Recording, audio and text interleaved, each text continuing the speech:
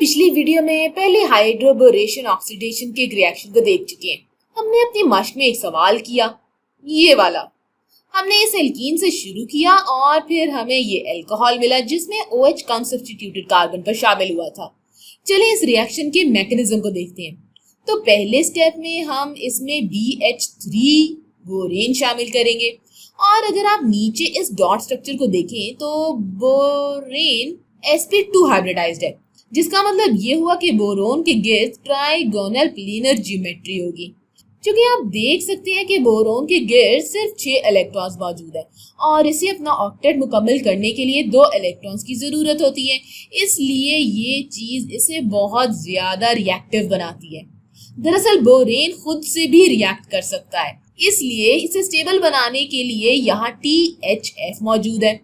तो जब बोरेन हमारे एल्कीन तक पहुंचेगा तो जैसे ये हमारा एल्कीन है और यहाँ हमारे पास 2 मिथाइल ग्रुप्स मौजूद हैं और फिर इस कार्बन पर हमारे पास 2 हाइड्रोजन मौजूद हैं। अच्छा, तो ये रहे 2 हाइड्रोजन। बोरेन कार्बन पर हमारे डबल बॉन्ड के उल्टे हाथ की तरफ से आएगा, तो उल्टे हाथ पर ये बोरोन इस कार्बन के करीब आ जाएगा। और इसकी एक वजह ये भी है कि ये मिथाइल ग्रुप काफी भारी या बल्कि है, इसलिए यहाँ कुछ स्टेरिक हिंड्रेंस मौजूद है जो कि डबल बॉन्ड के सीधे हाथ पर बोरोन को कार्बन के करीब आने से रोकेगी और पाई इलेक्ट्रॉन्स बोरोन पर हमला करेगा। तो पाई इलेक्ट्रॉन्स बोरोन के खाली ऑर्बिटल पर हमला करेगा और हम यहाँ डबल बॉन्ड के उल्टे हाथ पर मौजूद कार्बन और बोरोन के दरमियान बॉन्ड बना देंगे। तो ये पाई इलेक्ट्रॉन्स यहाँ पर हरकत करेंगे और अब चूंकि इस कार्बन और इस बोरोन के दरमियान बॉन्ड बन रहा है तो हम इस सीधे हाथ वाले कार्बन से कुछ इलेक्ट्रॉन डेंसिटी निकाल रहे हैं। तो यहाँ पर मैं सिर्फ पार्शियल पॉजिटिव चार्ज बना दूंगी क्योंकि ये काफी ठोस या कंसर्टेड मैकेनिज्म है। यहाँ इस स्टेप पर हम इस कार्बन पर पार्शियल पॉजिटिव चार्ज में इजाफा कर रहे हैं और ये हाइड्राइड शिफ्ट को मुतहर्रिक कर रहा है। क्या आपको याद है कि हाइड्राइड क्या होता है? हाइड्राइड वो हाइड्रोजन होता है जिसके पास 2 इलेक्ट्रॉन्स होते हैं, यानी इधर -1 फॉर्मल चार्ज होगा। तो हम हाइड्राइड को यहाँ पर तस्वीर कर सकते हैं। मैं इन इलेक्ट्रॉन्स को नीले रंग से नुमाया कर देती हूँ।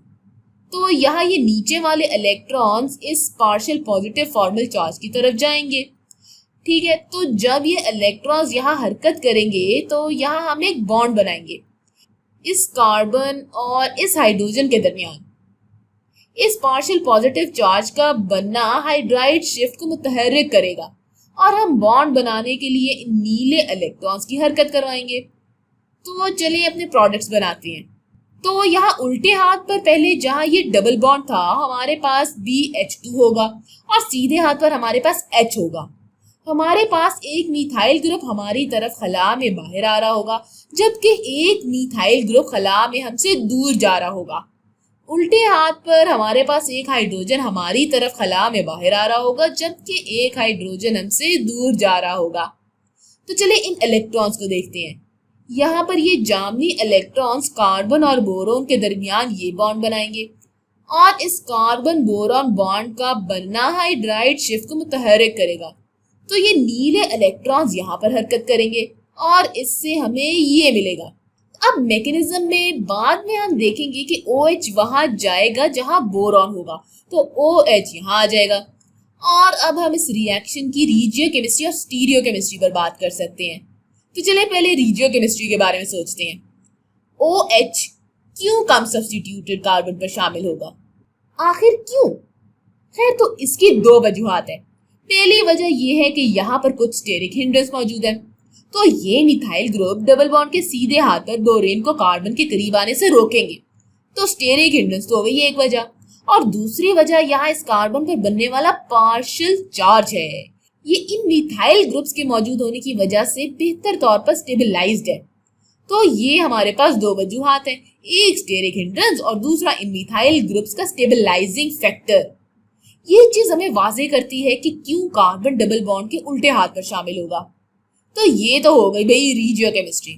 और स्टीरियोकेमिस्ट्री में हम देखते हैं कि OH और H एक ही तरफ या एक ही साइड पर शामिल होते हैं, क्योंकि ये काफी हद तक कंसर्टेड है। तो आपकी स्टीरियोकेमिस्ट्री यहाँ आपके मैकेनिज्म के इस हिस्से में कैद है। चलिए अब मैकेनिज्म में आगे चलते हैं। मैं इसे यहाँ दोबारा बना दूंगी। चलिए मैं इसे देखने में आसान बनाने की कोशिश करती हूँ। तो हमारे पास मिथाइल ग्रुप्स होंगे, फिर हमारे पास यहाँ BH2 होगा। ये पूरा अमल दोबारा होगा क्योंकि इस बार यहाँ बोरॉन पर मजीद 2 हाइड्रोजन मौजूद है। तो दरअसल यहाँ ट्राई एल्काइल बोरेन बना है। तो चलिए मैं बोरोन और इसके साथ 3 एल्काइल ग्रुप्स बना देती हूँ। तो ट्राई एल्काइल बोरेन कुछ इस तरह का दिखाई देना चाहिए। कुछ किताबें इस रिएक्शन को मोनो एल्काइल बोरोन पर ही छोड़कर इस रिएक्शन के ऑक्सीडेशन वाले हिस्से पर चले जाती हैं, लेकिन ज्यादातर ये ट्राई एल्काइल बोरेन ही होता है। तो यहाँ पर मैं आपको यही दिखा रही हूँ। जब आप ऑक्सीडेशन वाले मरहले पर जाएंगे तो याद रहे कि यहाँ ये दूसरा स्टेप है। आपके पास यहाँ हाइड्रोजन परऑक्साइड और हाइड्रोक्साइड आयंस है। तो चलिए इन्हें बना लेते हैं। यहाँ हमारे पास हाइड्रोजन परऑक्साइड है, यहाँ ऑक्सीजन पर इलेक्ट्रॉन्स के लोन पेयर्स हैं, और हमारे पास हाइड्रो ऑक्साइड तो ये हो गया OH negative, hydro oxide base के तौर पर काम करेगा। ये हाइड्रोजन पर ऑक्साइड से प्रोटॉन ले लेगा और फिर ऑक्सीजन पर ये इलेक्ट्रॉन्स बाकी रह जाएंगे। तो मैंने यहाँ हाइड्रोजन पर ऑक्साइड आयन बनाया है। यहाँ सीधे हाथ पर ऑक्सीजन पर ये इलेक्ट्रॉन्स के 3 लोन पेयर्स हैं, तो इस पर -1 फॉर्मल चार्ज होगा। लिहाजा हम इन जामनी इलेक्ट्रॉन्स को इस ऑक्सीजन पर आता हुआ दिखाएंगे। तो हमारे पास हाइड्रोजन पर ऑक्साइड न्यूक्लियोफाइल के तौर पर काम करेगा और हमारा न्यूक्लियोफाइल बोरोन के खाली ऑर्बिटल पर हमला करेगा। न्यूक्लियोफाइल ट्राई एल्काइल बोरेन पर हमला करेगा। तो इसके नतीजे में क्या बनेगा? अब बोरॉन और ऑक्सीजन के दरमियान बॉन्ड मौजूद है, फिर ये ऑक्सीजन ऑक्सीजन बॉन्ड है, और फिर यहाँ हाइड्रोजन मौजूद है। मैं यहाँ ऑक्सीजन पर इलेक्ट्रॉन्स के लोन पेयर्स बना देती हूँ, और फिर बोरोन के पास अभी भी 3 एल्काइल ग्रुप मौजूद है। तो मैंने यहाँ इस तरह से एल्काइल ग्रुप बना दिए। यहाँ बोरोन पर हमारे पास -1 फॉर्मल चार्ज मौजूद है। अब अगला मरहला है एल्काइल ग्रुप की हिजरत, यानी एल्काइल ग्रुप माइग्रेशन। ये इस रिएक्शन का थोड़ा सा अजीब सा हिस्सा है। अच्छा, तो यहाँ मौजूद ये इलेक्ट्रॉन्स दरअसल ऑक्सीजन के साथ बॉन्ड बनाएंगे। इसी वक्त ये इलेक्ट्रॉन्स इस ऑक्सीजन पर आ जाएंगे, तो यहाँ हम हाइड्रोक्साइड बनाएंगे। तो यहाँ हमारे पास ऑक्सीजन पर इलेक्ट्रॉन्स के 3 लोन पेयर्स मौजूद है और साथ में इसके -1 फॉर्मल चार्ज है। हम इन इलेक्ट्रॉन्स को हरे रंग से बना देंगे। ये हरे रंग वाले इलेक्ट्रॉन्स यहाँ इस ऑक्सीजन पर आ जाएंगे। ये ऑक्सीजन ऑक्सीजन बॉन्ड कमजोर होता है, लिहाजा इसे तोड़ना आसान होता है। तो चले मैं यहाँ पर इलेक्ट्रॉन्स भी नुमाया कर देती हूँ। है तो ये जामनी इलेक्ट्रॉन्स ऑक्सीजन और बोरॉन के दरमियान ये वाला बॉन्ड बनाएंगे, और अब हमें अपने एल्काइल ग्रुप की हिजरत मिलेगी। मैं इन इलेक्ट्रॉन्स को नीले रंग से बना देती हूँ। तो ये नीले रंग वाले इलेक्ट्रॉन्स कार्बन और इस ऑक्सीजन के दरमियान बॉन्ड बना रहे हैं। मैं इसे बना देती हूँ। इसे देखना काफी मुश्किल है। मैं पहले वो तमाम चीजें बना देती हूँ जो हमारे पास मौजूद है, फिर मैं कुछ इलेक्ट्रॉन्स को यहाँ पर नुमाया कर दूंगी। तो अब हमारे पास ये ऑक्सीजन इस ग्रुप से जुड़ा हुआ है और हमारे बोरॉन के पास 2 एल्काइल ग्रुप मौजूद है जो कि अभी तक इससे जुड़े हुए हैं। तो चलिए इन इलेक्ट्रॉन्स को देखते हैं। ये जामनी इलेक्ट्रॉन्स ऑक्सीजन और बोरॉन के दरमियान मौजूद बॉन्ड को जाहिर कर रहे हैं, और ये नीले इलेक्ट्रॉन्स यहाँ ये वाले इलेक्ट्रॉन्स होंगे। तो अब ये कार्बन इस ऑक्सीजन से जुड़ा हुआ होगा, लिहाजा एल्काइल ग्रुप की हिजरत की वजह से बोरॉन पर से फॉर्मल चार्ज खत्म हो जाएगा और ये ऑक्सीजन ऑक्सीजन कमजोर बॉन्ड को भी तोड़ देगा और हाइड्रो ऑक्साइड को निकाल देगा। ये पूरा अमल दोबारा होगा।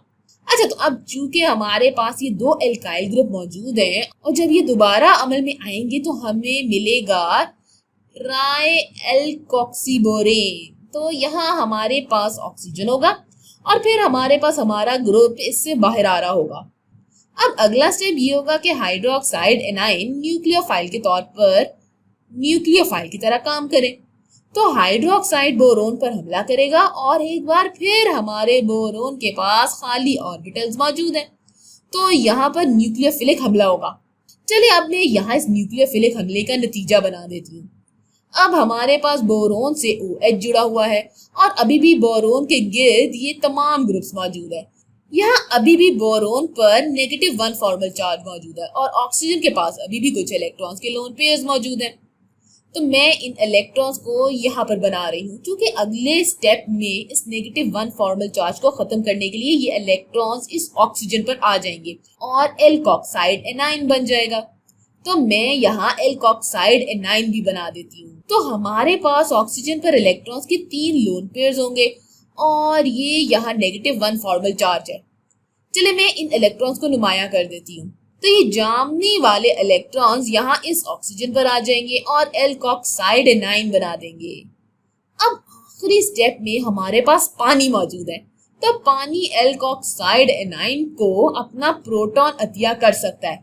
तो एल्कोक्साइड एनाइन पानी से प्रोटॉन पकड़ लेगा। ऐसा करने से हम अल्कोहल बना लेंगे। अब हमारा मैकेनिज्म मुकम्मल हो गया है। ये बहुत लंबा मैकेनिज्म था, शुक्र है खत्म हुआ। हमें बहुत कुछ बनाना पड़ा, लेकिन बहरहाल हमने अल्कोहल बना ही लिया, क्योंकि OH यहाँ इस कार्बन पर शामिल हुआ है। तो चलिए इसे नुमाया कर देते हैं। अब मैं आपको फिर से ये बताती चलूं कि शायद आप ये मैकेनिज्म मोनो एल्काइल बोरेन से भी करें, और मैं यकीन के साथ कह सकती हूँ कि कुछ असातिज़ा आपको ये मैकेनिज्म एल्काइल बोरेन के हवाले से ही पढ़ाएंगे, लेकिन ज्यादातर ये ट्राई एल्काइल बोरेन ही होता है। इसलिए मैंने यहाँ पर ट्राई एल्काइल बोरेन बनाया है, जो कि जाहिर सी बात है कि थका देने वाला अमल है। खैर, तो ये आपका मुकम्मल हाइड्रोबोरेशन ऑक्सीडेशन मैकेनिज्म था। चलें अब थोड़ा सुख का सांस लेते हैं।